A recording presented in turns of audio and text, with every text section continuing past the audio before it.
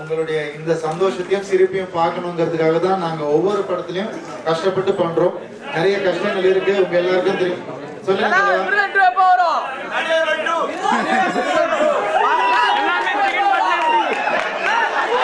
பண்றேன், கண்டிப்பா பண்றேன். என்ன சொல்றீங்க?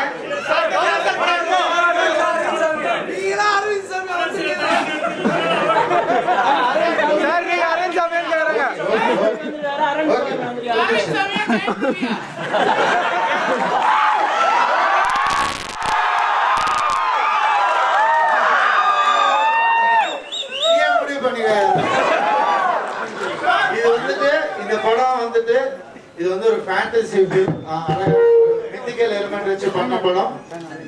ஏன் அப்படி பண்ணோம், ஏன் வந்து நீங்க கேட்கலாம் தனி ஒரு மாதிரி சீரியஸ் சைட் ஆகுதுன்னா, இது ஒரு ஜாலியான படம். உங்களை சிரிச்சு ரசிச்சு பார்த்து கிளாப் பண்ணீங்களா இல்லையா?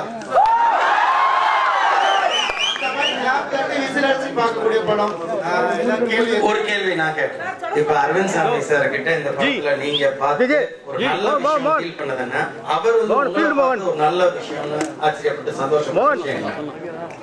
அது வந்து பல வருஷங்களா போயிட்டு இருக்குது. இந்த படத்துல மட்டுமே கிடையாது, அது எப்பவுமே இருக்கு. பட் இந்த படத்துல முக்கியமான ஒரு விஷயம் என்னன்னா, டைரக்டர் லக்ஷ்மண் அவர் தான் இந்த படத்துக்கு வந்துட்டு ஒரு எல்லாமே அவரை வந்து சொல்லியே ஆகணும். பார்த்துருப்பீங்க, உங்களுக்கு ரொம்ப பெரிய ரோமியோ ஜூலியட் பிடிச்சிருக்கோம் உங்க எல்லாருக்குமே. அந்த டைரக்டர் பண்ணாரு. அந்த டைரக்டருடைய இந்த டைரக்ஷன் வந்துட்டு உண்மையாவே இது வந்து அவர் என்கிட்ட சொன்னாரு, நான் ஒரு 5வது படமா எடுக்கிறதுக்காக ஒரு கதை வச்சிருக்கேன், அது சொல்லட்டுமா அப்படின்னு கேட்டாங்க. சொன்னாரு, அதான் போகன் கதை. உடனே அவர் கூப்பிட்டேன், நீங்க 5வது படம் எடுக்கிறது எப்போன்னு எனக்கு தெரியாது, தயவு செஞ்சு இது இப்பவே பண்ணுங்க, ரொம்ப நல்லா இருக்குன்னு சொன்னேன். அந்த மாதிரி ஆரம்பிச்சது தான் போகன். இது வந்துட்டு இந்த தருணத்துல டைரக்டர் லக்ஷ்மணை வந்து தேங்க் பண்ணிக்கணும்னு விரும்புறேன்.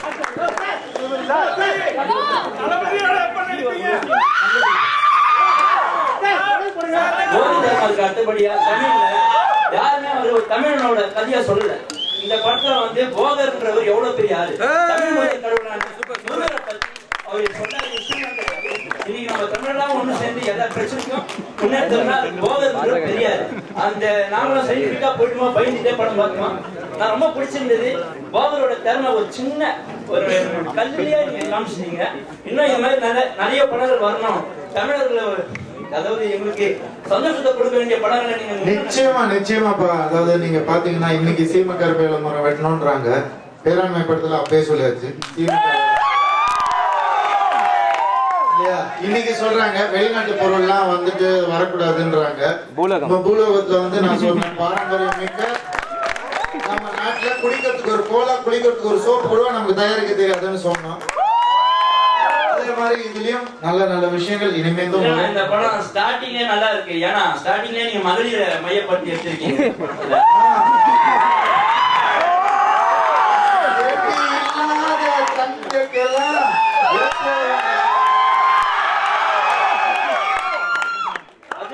ஒரு கருத்து கவிஞர் வச்சிருக்காரு, காதலிச்சு ஏன் டைம் வேஸ்ட் பண்றீங்க, ஸ்ட்ரைட்டாவே போயிடுங்க அப்படின்ற மாதிரி ஒரு கருத்தை உள்ள வச்சிருக்காரு.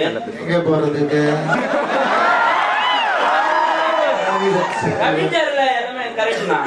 ஒரு விஷயம் என்னன்னா, எங்களுக்கு ஒரு வாட்ஸ்அப்லயும் பேஸ்புக்லயும் பாத்தீங்கன்னா உங்களோட போட்டோவும் அண்ணனோட போட்டோவும் போட்டு அது உண்டான கருத்தை நெத்தில அடிக்கிற மாதிரி சொல்லுவாங்க. இந்த படத்துலயும் ஸ்டார்டிங்ல ஒரு ஃபர்ஸ்ட் ஹாஃப் ஃபுல்லாவே நல்லா வந்திருக்காது. இந்த படத்துல சம்டைம் ஒரு சின்ன இடத்துல குழப்பம் வர இடத்துல நீங்களா அதை தெளிவுபடுத்துறீங்க. என்ன விஷயம்னா, நீ வந்து கரெக்டா அதை வாட்ச் பண்ணி பண்ணதுக்கு இந்த டீமுக்கு ஒரு ஹேண்ட்ஸ் அப் பண்ணணும். ஒரே ஒரு தெருவுல இவ்வளவு அழகா எடுக்க முடியுமா, இவ்வளவு எங்களை ரசிக்க இந்த அளவுக்கு ரசிக்க வைக்க முடியுமா, பழைய காலத்து ஆக்டர் எல்லாம் அதை எடுத்து பண்ணிருக்கீங்க. ரொம்ப சந்தோஷம்.